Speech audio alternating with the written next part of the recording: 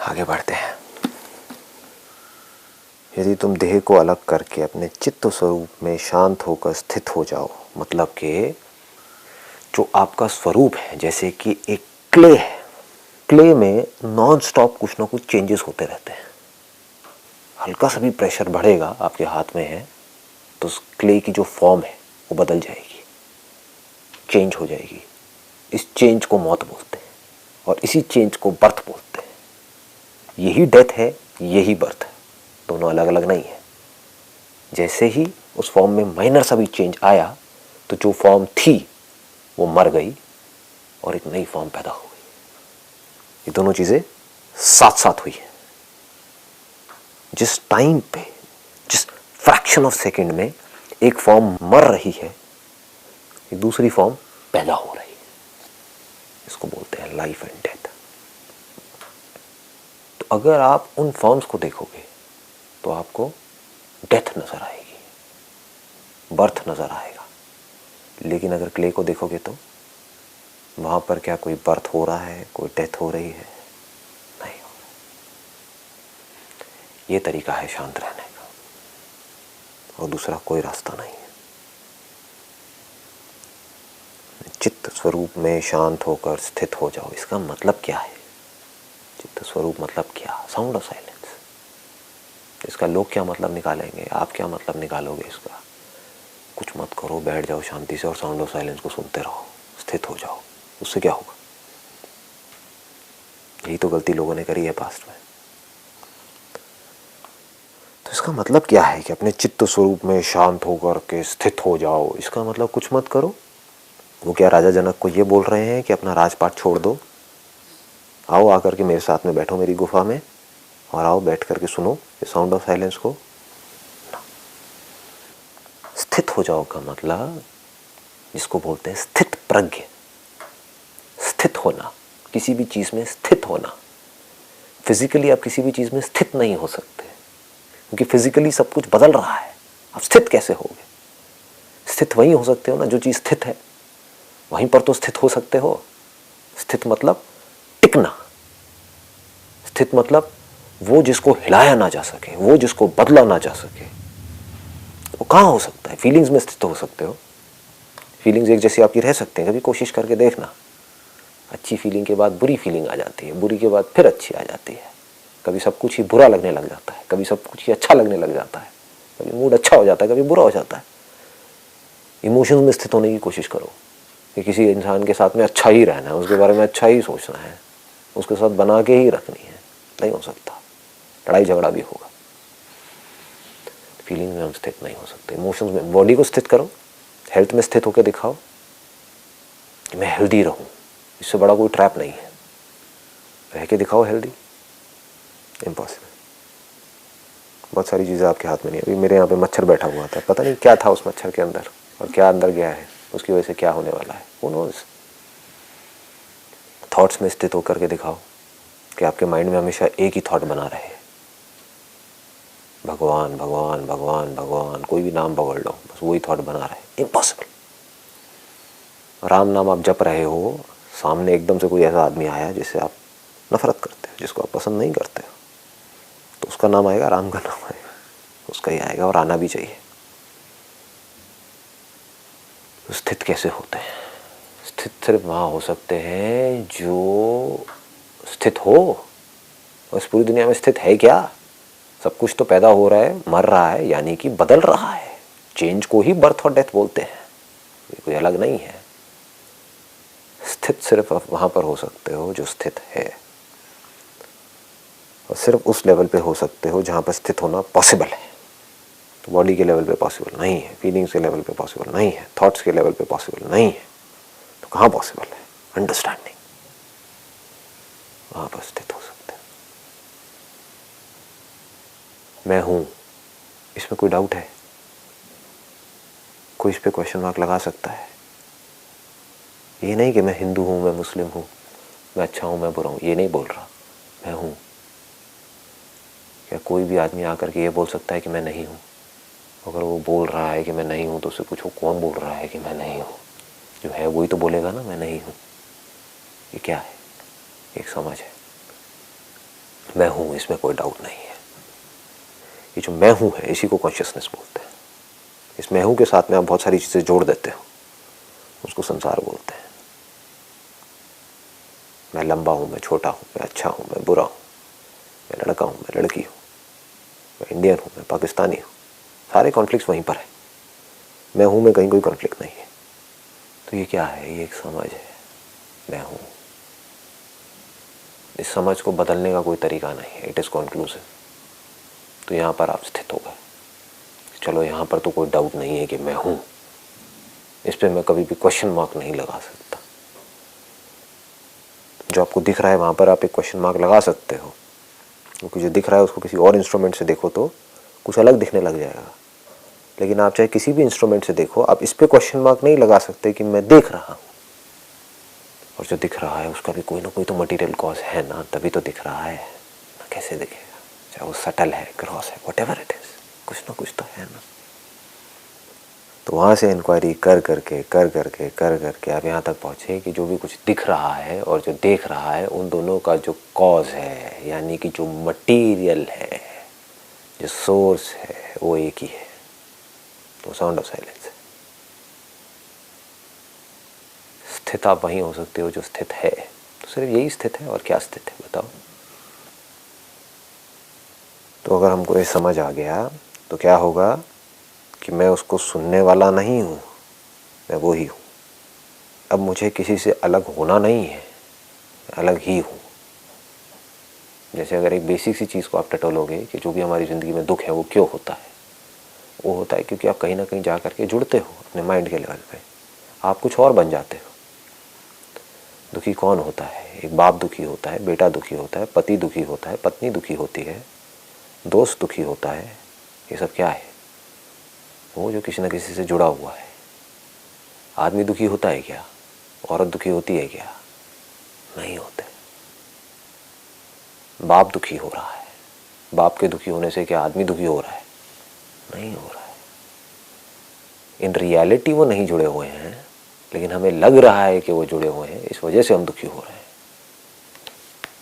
ऐसे ही in reality आप इस बॉडी से नहीं जुड़े हुए हो। आपका जो मैं हूं है वो इस बॉडी से कभी जुड़ा ही नहीं है, आप कभी बंधे ही नहीं हो, तो मुक्त कैसे होगे? इन रियलिटी आप मुक्त ही हो। ये कोई इल्यूजन नहीं है, ये फैक्ट है। ये जो साउंड ऑफ साइलेंस है, इसको मुक्त करना है या ये मुक्त ही है? इसको आपने पैदा किया है, यानी कि बनाया है, या ये तो थी? हमारा ध्यान कहीं और था, तो हमने इसको डिस्कवर किया है, ना कि पैदा किया है। जैसे लॉ ऑफ ग्रेविटी को किसी ने पैदा नहीं किया है, डिस्कवर किया है, वो तो था। इसको बोलते हैं अनात्म तादात्म्य का परित्याग कर दो। यहाँ पर ब्रैकेट में लिखा हुआ है अनात्म। अनात्म मतलब आत्मा, मतलब मैं। ये जो आपका मैं हूँ है उसको आत्मा बोलते हैं। जो आप एक्चुअल में हो उसको आत्मा बोलते हैं। तादात्म्य का, तादात्म्य मतलब क्या? तद आत्म, मतलब कि वो एक्चुअल में आत्मा नहीं है, वो अनात्मा है, लेकिन आप उसको आत्मा कह रहे हो। यानी कि ये जो बॉडी है ये एक्चुअल में मैं हूँ नहीं है। अगर आपको थोड़ा सा भी डाउट है तो आप कहते हो कि हाथ मैं हूँ, तो इस हाथ को काट के देखो, आपको पता लगेगा कि उसके बाद भी मैं हूँ। अच्छा मैं देख रहा हूँ, तो इन आँखों को हटा दो, फिर भी आप हो। वो मैं हूँ नहीं जाता है। तो मैं जो कि साक्षी हूँ, यानी कि वो जो हमेशा रहता है, वो साउंड ऑफ साइलेंस जो हमेशा रहती है। इस बॉडी के होने से पहले भी वो थी, इस बॉडी के जाने के बाद भी वो रहेगी। बॉडीज अपने आप बनती रहती हैं, मिटती रहती हैं। कुछ जानवर की बॉडीज बनती हैं, कुछ प्लांट्स की बॉडीज बनती हैं, कुछ सो कॉल्ड इंसान की बॉडीज बनती हैं, और वो धीरे धीरे टाइम के साथ साथ इवॉल्व होती रहती है, डिपेंडिंग अपॉन द नीड।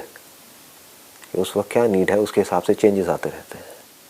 उन चेंजेस के अकॉर्डिंग वो साक्षी जो था है और रहेगा, उसको कुछ दिखता रहता है। जिस इंस्ट्रूमेंट से जो दिखता है उसके हिसाब से रिकॉर्डिंग होती है, उससे अलग कैसे होगी? चमगादड़ को जो दिखेगा वही तो उसकी मेमोरी में फीड होगा ना, अलग कुछ हो सकता है क्या फीड? दिखेगा तभी फीड होगा। तो ये जो देखने का नेचर है ये नहीं बदलता है। इंस्ट्रूमेंट्स बनते रहते हैं और मिटते रहते हैं। हमें गलतफहमी क्या हो गई है कि ये जो साउंड ऑफ साइलेंस है, ये तो किसी को पता ही नहीं है कि साउंड ऑफ साइलेंस भी है। आज तक इसके बारे में किसी ने खुल के बात ही नहीं करी है। गलतफहमी क्या है कि मैं सिर्फ इसी बॉडी तक हूं, बस। ये सारी गड़बड़ की जड़ है। इसको इग्नोरेंस बोलते हैं, इसको अज्ञान बोलते हैं। क्योंकि मुझे नहीं पता कि मैं क्या हूं, इसलिए मैं अपने आप को ये बॉडी समझ लेता हूं। तो ट्रेडिशनली क्या होता है, एक आदमी को बताया जाता है, समझाया जाता है कि आप ये बॉडी नहीं हो। वो कहता है फिर मैं क्या हूं? तो कहता है ढूंढो। तो एक सर्च शुरू होती है जो लाखों में से किसी एक को मिलता है कि हाँ ऐसी कोई रियलिटी है। क्योंकि ये मैं हूं मरता नहीं है, ये मैं हूं चलता रहता है। थॉट्स आते हैं जाते हैं, कभी दिखने लग जाता है, कभी सुनाई देने लग जाता है। ये सब बदलता रहता है depending upon the instrument, depending upon the impressions which are stored in the mind, जिसको हम थॉट्स बोलते हैं, फीलिंग्स बोलते हैं। उसके अकॉर्डिंग सब कुछ बदल रहा होता है। लेकिन ये मैं हूं नहीं बदलता है, ये वहीं का वहीं है। ये कभी बूढ़ा नहीं होता है। ये जो मैं हूं आपका है, ये बिल्कुल वैसा ही है जैसा बचपन में था। ये नहीं बूढ़ा हुआ है, ये नहीं बीमार हुआ है। किसी को खुद को नहीं लगता है कि मैं बूढ़ा हुआ हूं। उसको देख करके जब वो शीशे में देखता है तब उसको लगता है कि तो ये क्या हो गया, बट उसको खुद को नहीं लग रहा होता है। साक्षी बिल्कुल वैसा ही रहता है जैसा वो पहले था। उसको कभी अच्छी फीलिंग्स के बारे में पता लग रहा होता है, कभी बुरी फीलिंग्स के बारे में, बट साक्षी नहीं बदलता है। तो ट्रेडिशनली क्या हुआ, एक सर्च शुरू हो गई। लेकिन ये पागलपन है, क्यों? ढूंढने से नहीं मिलता है, रुकने से मिलता है। वो एक सेकंड में मिलता है।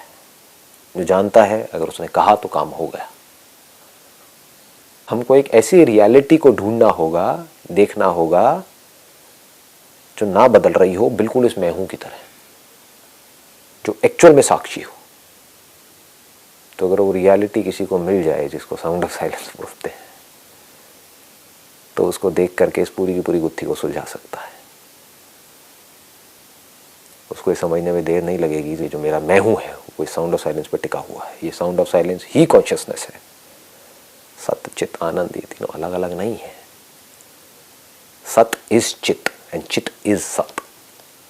सत मतलब वो जो था, है और रहेगा, जो टाइम से परे है। तो हमें एक ऐसी रियलिटी को ढूंढना पड़ेगा जिसका टाइम कुछ नहीं बिगाड़ सकता।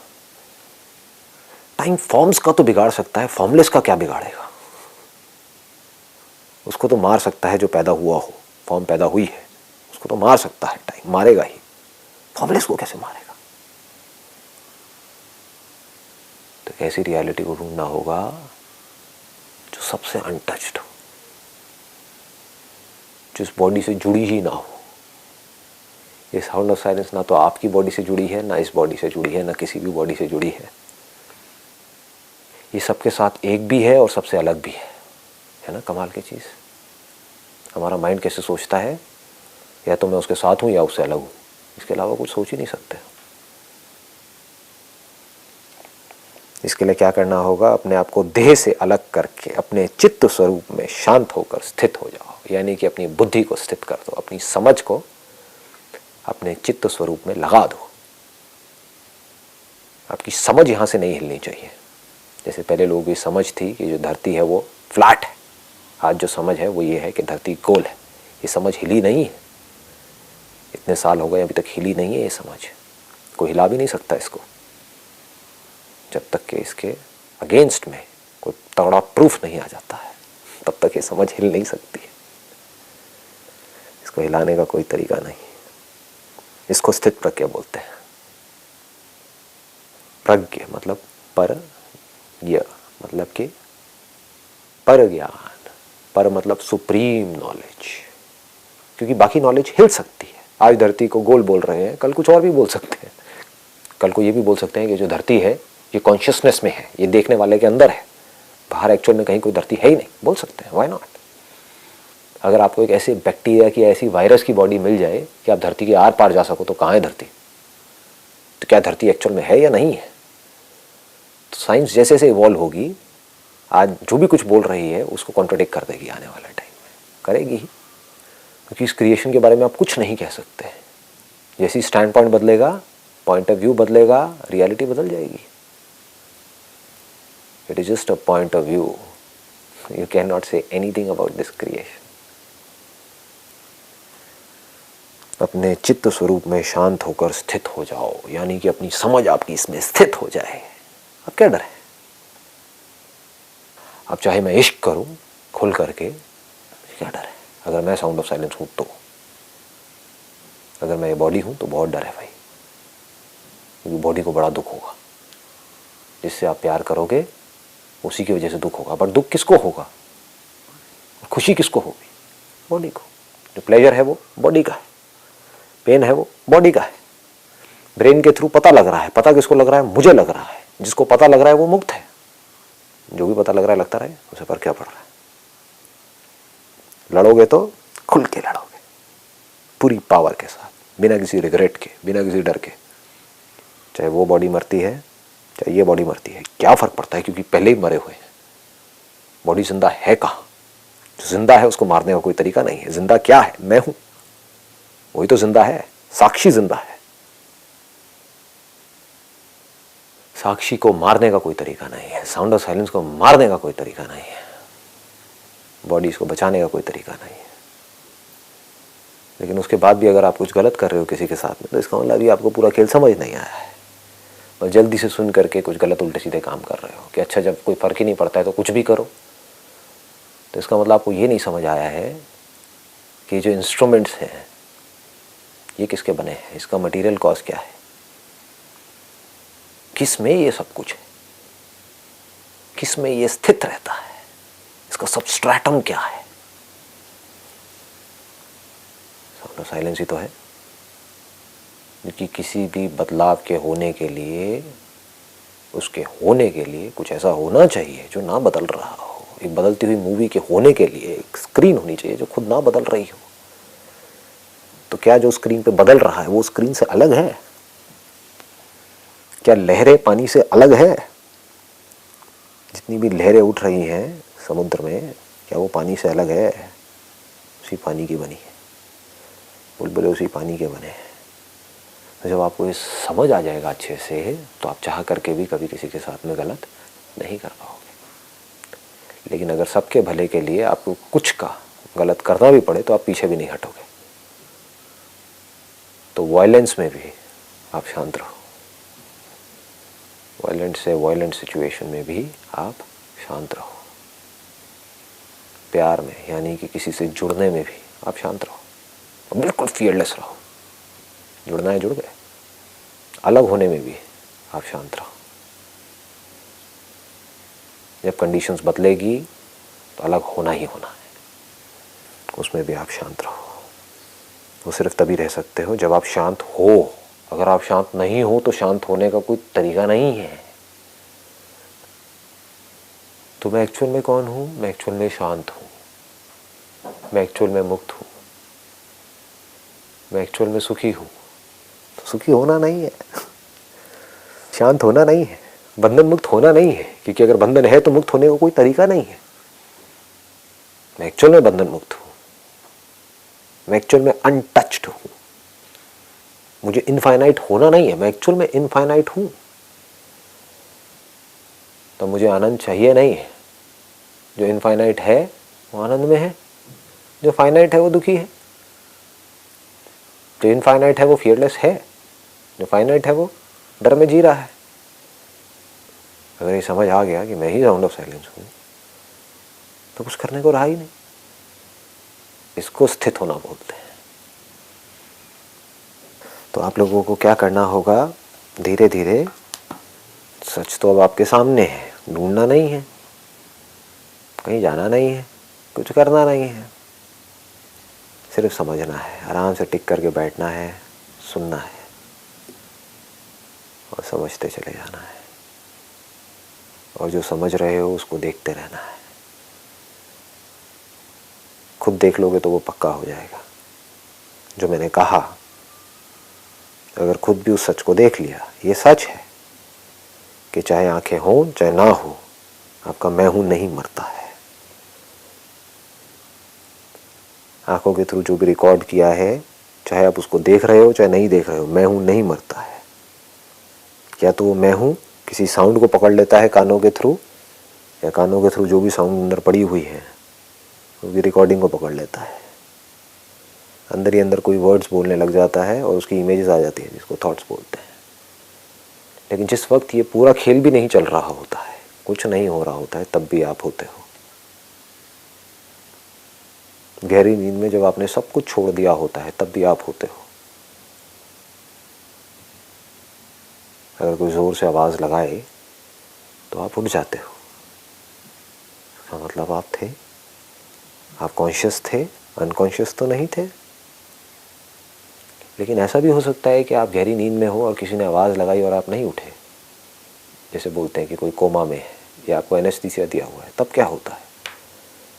तब ये जो इंस्ट्रूमेंट है, इसके अंदर कुछ ऐसे केमिकल्स डाल दिए जाते हैं, वो नर्व्स जिसके थ्रू वो साउंड ट्रैवल करके आनी थी वो अब तक नहीं पहुंच रही है। लेकिन कोमा में भी बोला जाता है कि आदमी देख तो नहीं सकता लेकिन सुन सकता है। तो ये सारे चेंजेस किस में हो रहे हैं? साक्षी में हो रहे हैं, जानने वाले में हो रहे हैं, या जिस बॉडी के थ्रू जाना जा रहा है उसमें हो रहे हैं। जो भी बनता है और बिगड़ता है वो बॉडी का बनता है, बॉडी का बिगड़ता है। क्यों बनता है, क्यों बिगड़ता है? अपने आप, because of the laws of nature. और हमें ये पूरा खेल समझ नहीं आता है तो हम इसमें इमेजिनेशंस बीच में घुसा देते हैं। पास्ट में क्या हुआ, कोई बच्चा टेढ़ा मेढ़ा पैदा हुआ तो लोगों को समझ नहीं आया क्या हुआ है। लोगों ने जा करके किससे पूछा? ब्राह्मणों से पूछा, साधु महात्माओं से पूछा, संतों से पूछा, वो जिसकी लोग बहुत इज्जत करते हैं, जिनके पैरों में पड़े रहते हैं, अपना दिमाग नहीं लगाते, उनको लगता है सारा दिमाग इन्हीं में है। तो बस जो उनका सुन लिया और मान लिया, अपना दिमाग नहीं लगाया, तो उन्हें भी नहीं समझ आया। क्योंकि लाखों में कोई एक होता है जो एक्चुअल में ज्ञानी होता है, बाकी तो सब ढोंगी पाखंडी होते हैं।